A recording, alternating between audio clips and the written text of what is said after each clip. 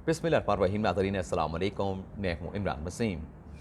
नाज़रीन, प्रोग्राम में सबसे पहले आपको बताएंगे आज जो तहरीक इंसाफ के सीनियर रहनुमा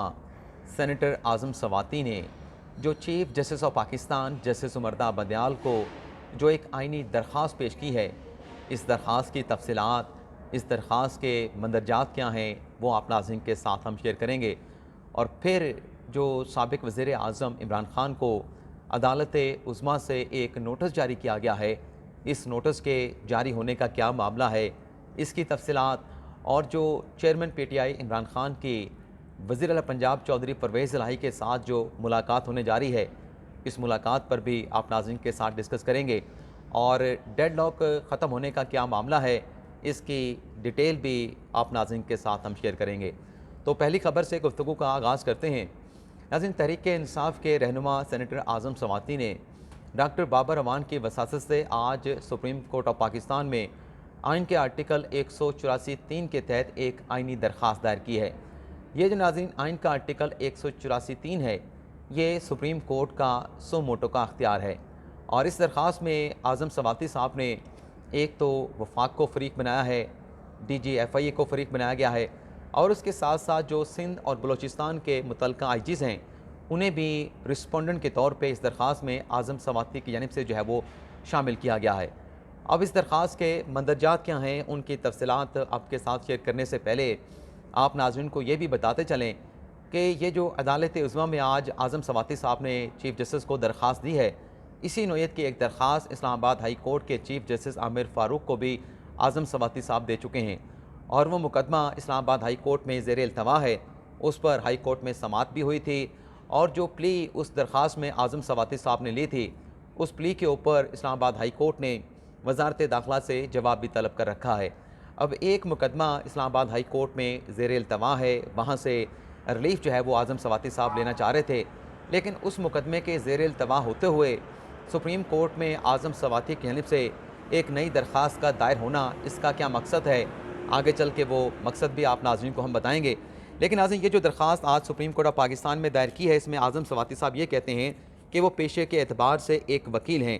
कानून का पाबंद शहरी हूँ और एक कानून साज भी हूँ, कानून की हुक्मरानी पे मुकम्मल तौर पे यकीन रखता हूँ। और दरख्वास्त में आज़म सवाती साहब ये कहते हैं कि 13/10/2022 यानी 13 अक्टूबर 2022 को भी उन पर एक पीका कानून के तहत जो है वो FIA ने मुकदमा दर्ज किया था, जिसमें उनको रिडिक्यूल किया गया, यानी उनकी तौहीन की गई, मुझ पे तशद्दुद किया गया। और फिर उस केस में मुझे 21 अक्टूबर 2022 को अदालत से ज़मानत मिली। और आज़म सवाती साहब अपनी नई दरख्वास्त में ये कहते हैं कि अब मुझ पर एक और झूठा मुकदमा जो है वो बनाया गया है और उस मुकदमे में मुझे गिरफ़्तार किया गया है। आज़म सवाती कहते हैं कि मुझे एक हॉस्टाइल रजीम का सामना है, यानी एक मुखालिफ जो है वो दौर का सामना है। और एक मुकदमा मेरे ख़िलाफ़ FIA ने इस्लामाबाद में दर्ज किया है और उसके बाद सिंध और बलूचिस्तान में मज़ीद मेरे ऊपर कई मुकदमात का इंदराज कर लिया गया है। और इस दरख्वास्त में 14 मुकदमात का जिक्र किया है आज़म सवाती ने अपनी दरख्वास्त में, जो सिंध और बलूचिस्तान में आज़म सवाती के ख़िलाफ़ दर्ज हुए हैं। आज़म सवाती अपनी दरख्वास्त में कहते हैं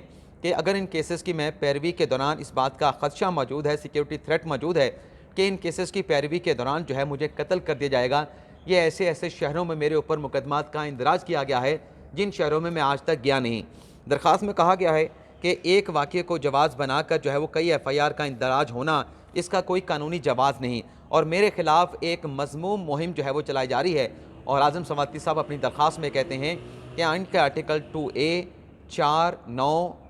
10 और 10A के तहत जो है उन्हें जो बुनियादी हकूक़ हासिल हैं, फ़रीक़ैन की जानिब से जो इक़दामात उठाए गए हैं, उन इक़दामात के ज़रिए इन तमाम आर्टिकल्स की खिलाफ वर्जी की जा रही है। दरख्वास्त में आज़म सवाती साहब ने सुप्रीम कोर्ट ऑफ पाकिस्तान से ये सदा की है कि उनके ख़िलाफ़ जितने भी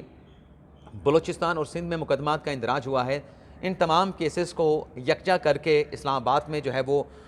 इसे ट्रांसफ़र किया जाए। और जब तक मेरी इस दरख्वास्त पर सुप्रीम कोर्ट फ़ैसला नहीं करती, जितनी FIRs उन पर सिंध में दर्ज हुई हैं, जितनी बलूचिस्तान में दर्ज हुई हैं, उन तमाम FIRs का जो ऑपरेशन है, जो इंक्वायरी है, वो तमाम के तमाम ऑपरेशन जो है वो रोक दिए जाएँ। अब ये दरख्वास्त आज सुप्रीम कोर्ट ऑफ पाकिस्तान में दायर हुई है। अब इसकी फेट जो है वो तो चीफ जस्टिस ऑफ पाकिस्तान देखेंगे कि इसे इंटरटेन करना है नहीं करना, लेकिन मकसद बज़ाहिर इस दरख्वास्त का ये नज़र आता है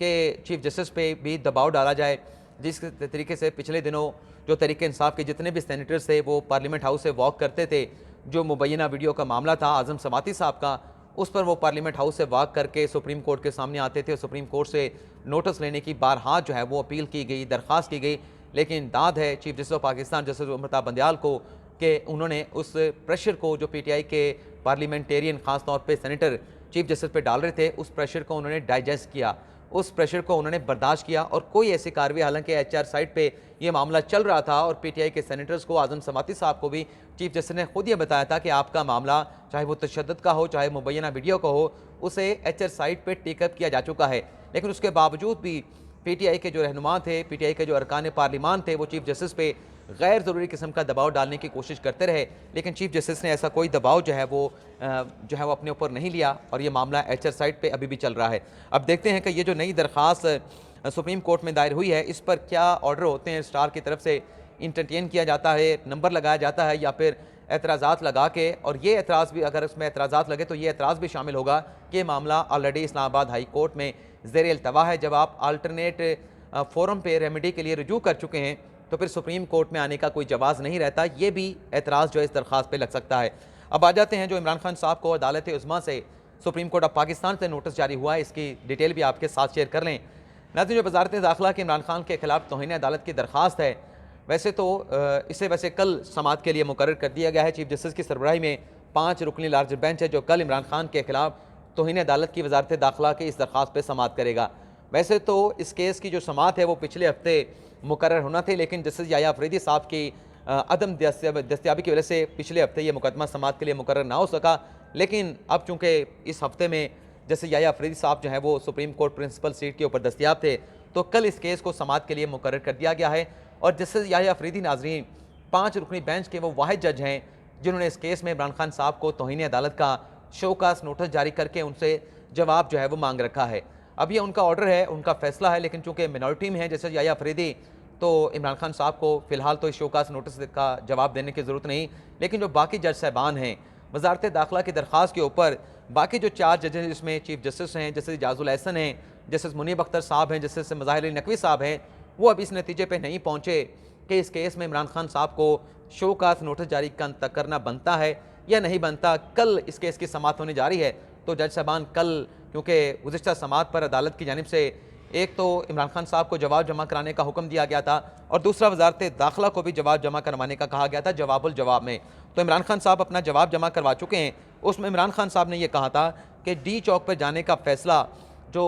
वफाकी और पंजाब हुकूमत की तरफ से तशद्दुद किया गया उनके लॉन्ग मार्च के ऊपर, उस तशद्दुद की वजह से पहले, यानी जो सुप्रीम कोर्ट ने ज़बानी हुक्म दिया उससे पहले ही किया जा चुका था। और जवाब में इमरान खान साहब ने यह भी कहा था कि जब सुप्रीम कोर्ट ने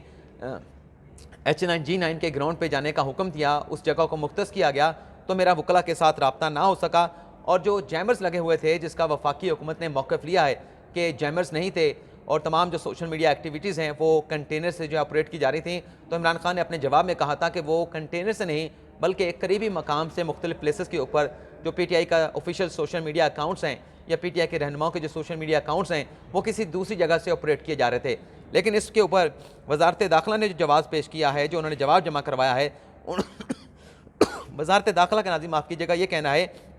कि इमरान खान साहब का मौक़िफ़ गलत है। इमरान खान साहब दरअसल सुप्रीम कोर्ट को 25 मई को यकीन दहानी कराई गई कि G9 H9 का ग्राउंड चाहिए, लेकिन डी चौक जाने का फ़ैसला इमरान खान साहब जो हैं वो 24 मई को, यानी अदालती कार्रवाई, अदालती फ़ैसले से एक रोज़ पहले कर चुके थे। वज़ारत दाखिला के जवाब में कहा गया है कि इमरान खान साहब ने जो यकीन दहानी करवाई थी कि हम G9 H9 के ग्राउंड पे जाएंगे, वो गलत और झूठी यकीन दहानी थी, क्योंकि ऑलरेडी ये फैसला किया जा चुका था कि जो धरना है, जो लॉन्ग मार्च है, उसे डी चौक पे लेके आना है। और ये भी कहा गया है कि जिन जैमर्स की बात की जा रही है वो जैमर्स अपनी जगह पे, लेकिन पीटीआई के कंटेनर से पीटीआई के अपनी जो लीडरशिप है, जो पीटीआई के रहनुमा हैं, वो उन जैमर्स की मौजूदगी में, यानी वज़ारत दाखिला कह रही है कि अगर जैमर्स होते तो ये जो पीटीआई की क़यादत है वो मुख्तलिफ चैनल्स के ऊपर ऑनलाइन बीपर देते रहे, लाइव बीपर देते रहे, तो अगर जैमर्स थे तो ये मुख्तलिफ चैनल्स को बीपर जो है वो कैसे देते रहे। अब आ जाते हैं जो पंजाब में लाहौर में आज इमरान खान साहब की परवेज़ लाई के साथ मुलाकात होने जा रही है।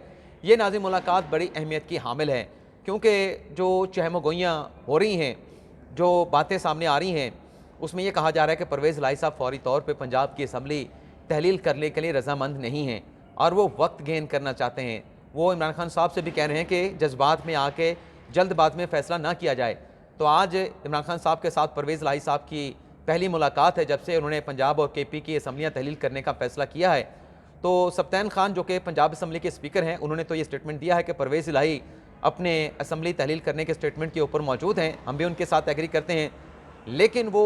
वक्त मांग रहे हैं। वो ये कह रहे हैं कि इतनी जल्दी में ये इतना बड़ा फ़ैसला करना, इसका सियासी तौर पर नुकसान हो सकता है। लेकिन फवाद चौधरी साहब ने ये जो खबरें चल रही हैं कि PTI में इन असम्बलियों की तहलील के फ़ैसलों के लेके बहुत ज़्यादा इख्तलाफात पाए जाते हैं, तो इस बात की फवाद चौधरी साहब ने खुद तस्दीक कर दी है अपने एक बयान में। उन्होंने कहा कि हो सकता है कि कुछ बाज़ अरकान की राय हो कि असम्बलियों को ना तोड़ा जाए, असम्बलियों को तहलील ना किया जाए। लेकिन नाज़रीन, हमें ज़रा ये बता रहे हैं कि आज की इस मुलाकात में जो चौधरी परवेज़ इलाही साहब हैं, वो इमरान खान साहब से कहेंगे कि जज्बात में आकर, कोई जल्दबाजी में आकर ऐसा फ़ैसला ना किया जाए जिसका सियासी तौर पर आगे चल के ना सिर्फ तहरीक इंसाफ बल्कि काफ लीग को भी नुकसान उठाना पड़े। और 2 माह का वक्त जो है, ज़रा ये बता रहे हैं कि परवेज़ इलाही साहब इमरान खान साहब से कह सकते हैं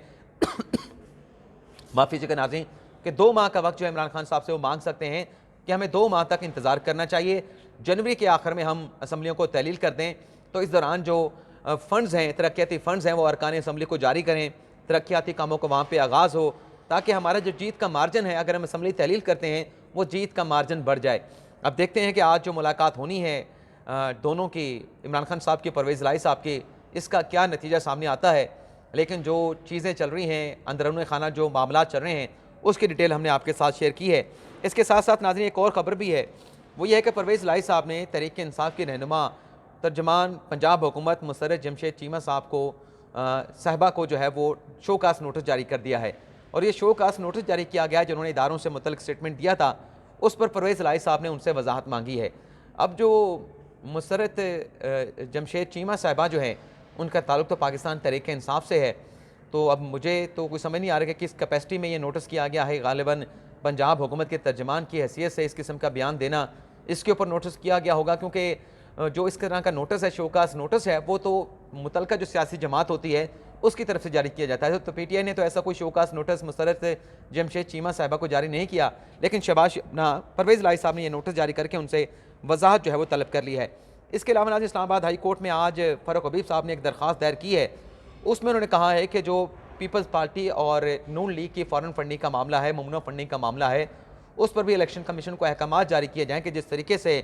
PTI का फैसला किया गया, इस तरीके से जल्द अज जल्द जो है वो PP और नून लीग के जो माली मामलात हैं, जो ममनुआ फंडिंग और फ़ॉरेन फंडिंग के इल्ज़ामात हैं, उसका भी फैसला किया जाए। अब फैसला इस्लामाबाद हाई कोर्ट ने करना है, लेकिन PTI का केस तो गालिबन 8 सालों में डिसाइड हुआ था, लेकिन अब पाकिस्तान तहरीक इंसाफ को जल्दी पड़ी है कि नून लीग और पीपल्स पार्टी के केसेस भी जल्द डिसाइड हों, और होने भी चाहिए। अगर पीपल्स पार्टी के केस में 8 साल, तहरीक इंसाफ के केस में अगर 8 साल लगे हैं, तो इसका ये मतलब नहीं कि इन दोनों सियासी जमातों के जो माली मामलात हैं उनकी जमात के, उसमें भी इसी तरह से 8-10 साल का अरसा जो है वो इलेक्शन कमीशन जो है वो हासिल करे। अब आ जाते हैं कि पंजाब अपना डेडलॉक किस मामले पे ख़त्म हुआ है। लेकिन जो शुगर मिल मालकान हैं, उनका वफाकी हुकूमत से मुतालबा था कि जो सरप्लस चीनी है उन्हें वो एक्सपोर्ट करने की इजाज़त दी जाए। तो इसके ऊपर डेडलॉक चल रहा था। वफाकी हुकूमत कह रही थी कि जो चीनी है वो इतनी बड़ी तादाद में मौजूद नहीं, उसकी प्रोडक्शन इतनी पाकिस्तान में मौजूद नहीं कि उसे बाहर जो है वो एक्सपोर्ट कर दी जाए। लेकिन अब वफाकी हुकूमत और शुगर मिल मालकान के दरमियान इस इशू के ऊपर, चीनी की एक्सपोर्ट के ऊपर मामला तय पा गए हैं, और 11 लाख चीनी जो है वो शुगर मिलों को जो है वो एक्सपोर्ट करने की इजाज़त दे दी गई है। अच्छा, यहाँ पे कुछ दोस्तों का सवाल आएगा, उनके सवालों से पहले मैं आपको बता देता हूँ कि चीनी की एक्सपोर्ट, अगर आपके पास प्रोडक्शन ज़्यादा है तो ज़रूर होनी चाहिए, क्योंकि अगर चीनी की एक्सपोर्ट नहीं होगी और जो शुगर मिल मालकान हैं उनके पास चीनी का स्टॉक पड़ा होगा, तो अल्टीमेटली इसका नुकसान जो है वो जो किसान हैं, जो गन्ने की फसल काश्त करते हैं, उनको इनका नुकसान होता है। क्योंकि जब आपके पास शुगर का स्टॉक शुगर मिल में पड़ा हो, तो शुगर मिल मालकान है वो गन्ने की जो फसल है उसको ख़रीदते नहीं और वो क्रैशिंग नहीं करते, और वो ये कहते हैं कि अगर हमारे पास पहले से चीनी मौजूद है, हमारे पास वो चीनी फ़रोख्त नहीं हो रही, आगे जो है वो इसकी इतनी तलब नहीं है, तो हमारे पास तो पैसा भी नहीं है, और अगर हम ये चीनी फ़रोख्त होने से पहले एक नई चीनी बना के रख लेंगे, नई शुगर बना के रख लेंगे, तो उसे कहाँ पे फ़रोख्त करेंगे। तो ये चीनी की अगर सरप्लस में पड़ी हो तो इसकी एक्सपोर्ट जो है वो इसलिए नागुज़िर हो जाती है कि अगर चीनी को एक्सपोर्ट ना किया जाए तो अल्टीमेटली जो सफ़र करता है वो किसान करता है जिसके पास गन्ने की फसल होती है, लेकिन चीनी वाफिर मकदार में मुल्क में मौजूद होने की वजह से उसकी फसल का जो ख़रीदार है, जो शुगर मिल मालकान है, उसकी फसल को जो है वो नहीं ख़रीदते। इजाज़त चाहते हैं। अल्लाह ताला हम सबका हमें ना सिर्फ अपनी दुआ में याद रखिएगा। अल्लाह हाफ़िज़।